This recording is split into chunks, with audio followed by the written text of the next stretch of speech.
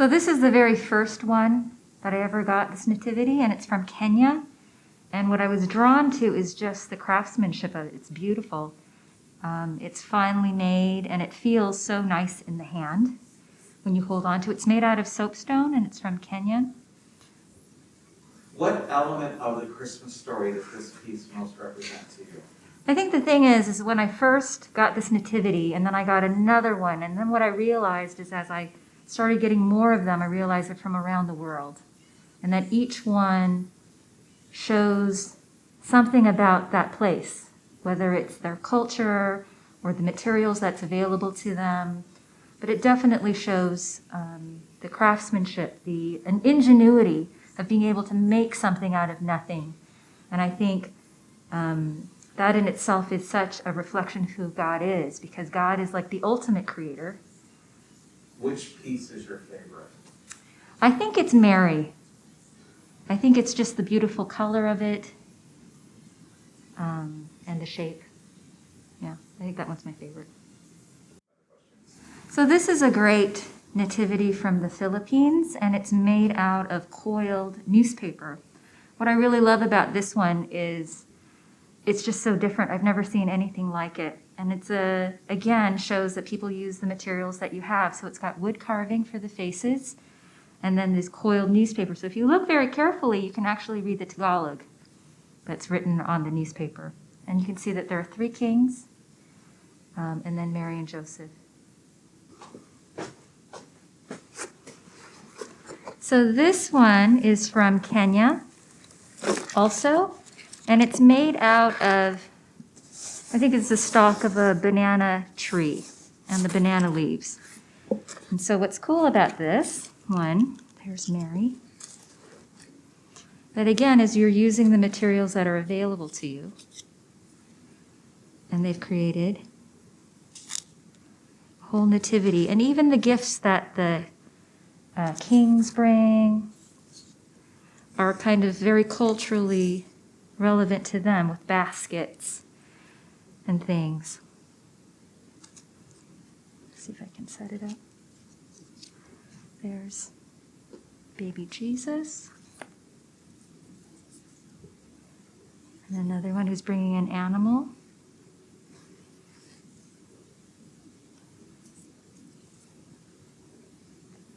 Some more animals. You can see the wise men with the crown. And they've been bringing music as a gift, which I love. Here's another king. I'm guessing this one is going to be Joseph.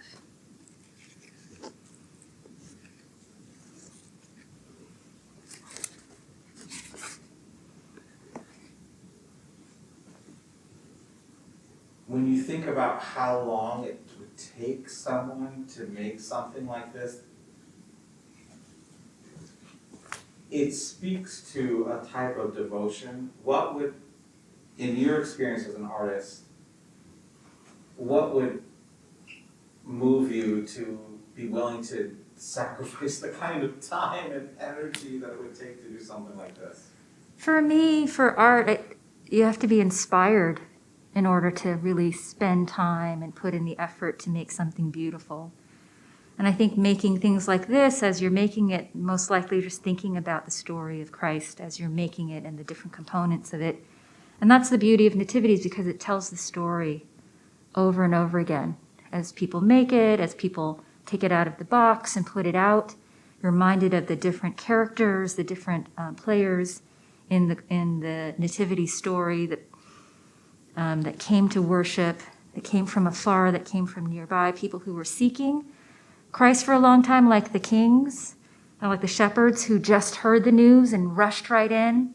It's all kind of people who are drawn to Christ in so many different ways. And I think in making these nativities, you just get to reflect on the Christmas story again. So this nativity is from China, and China has had a long tradition of paper cutting as an art form. So you can see that it's very intricately cut, and it's done in a round, which is symbolic of the way that Chinese think about time. But you can see here you've got the angels, you've got the shepherds, and then you even have the word for happiness, or what looks like the parts of character for happiness in here. And then the manger scene, the nativity in the center right there. So I think this is a beautiful reflection of the Chinese culture in the nativity. This one, as I understand it, comes from a country in South America. I'm not sure which one. Was this a gift or did you find it? No, I found it in a very small shop when I was traveling once. And what I love about it is that it's made inside of this imported Danish butter cookie tin. These are cookies that I grew up eating. A lot of us ate these cookies. And so I love that they use whatever material they have. And I love that recycled idea of using an old cookie tin.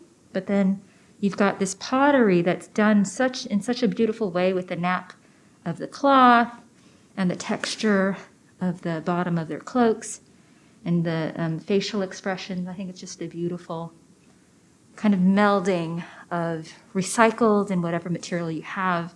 And again, just a very impactful nativity. This nativity is from the Czech Republic. When we were traveling and we were in Prague, and I saw this in a museum. And what really drew me to it is just the simplicity and the beauty of it. Because the nativity story, the story of Christ, is very simple. It's the obedience of Mary and Joseph in bringing Jesus into the world. And I just love the simplicity of this one. This nativity is from Germany. It's called a pyramid, and it is finely tuned. It's an amazing construction of engineering here. It's well balanced, and it really reflects their culture of just meticulousness. So you can see here is that it spins, and it spins with a propeller on top, and it uses fire to do so. So we know that heat rises, and as the heat rises, it goes through the propeller on the top, and it begins to spin. So again, we have Mary, Joseph, and Jesus, the wise men, and the shepherds.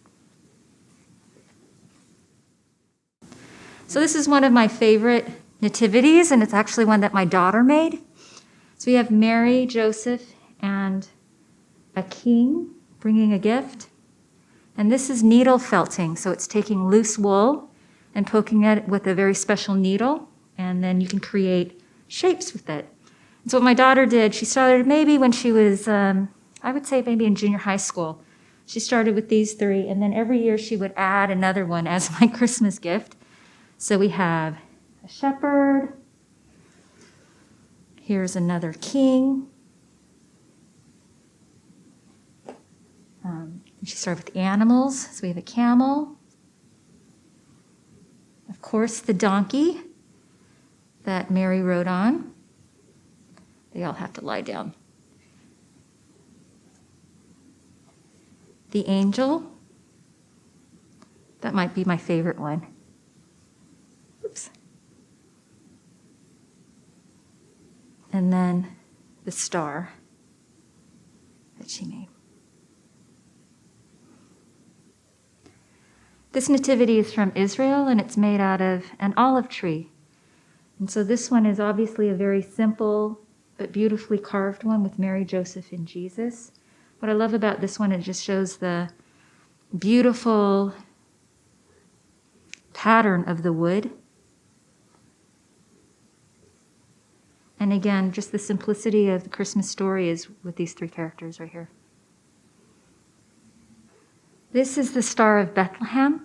My son made it for me when he was about 10 or 11 years old. And it's such a symbol for Christmas. It was the sign that led the wise men from afar. It's a symbol of hope and power and future because it rested over the stable where Jesus was born. This nativity was made by my son when he was 10 years old. Again, it shows the ingenuity of God's people, the creative and imagination. So this is just materials that he found at home. Opens like this. So you can see he put in the word hark with the scrabble pieces. And you can see he used just anything he found at home. So there's a star, probably from a Burger King meal that used to light up. Some chess pieces for the horses. There's Joseph and there's Mary. And then there's the 3 wise men, the 3 kings. Used a set of cards. And one of my favorite parts is that they can actually bow. He rigged it so they can actually bow and worship, which I thought was super cool. And he was also into making batteries at the time. So there's Jesus in the manger. And he, lights up. He did light up before we got here. I don't know what happened. So the cool thing too is that there's baby Jesus. Jake was really into making flashlights at that time. And so what you can do is you can turn them on, because Jesus is the light of the world. I thought that was a great symbol for him. So this nativity was made by my son Jake. So if you wanted to make your own nativity, it really doesn't need much other than your imagination. So if you have like a shoebox and things that you find around the house that you can imagine to be Mary and Joseph and the animals. You can see that for Joseph, it was just a little peg. The horses were some old chess pieces that were discarded. The wise men were just from a deck of cards. And then the hay is just shredded paper. So there's so many things that you can use at home to create your own nativity so that you can also tell the Christmas story to your friends and your family. So thank you for listening to my stories about the Nativity. I hope you have a beautiful Christmas full of hope and joy.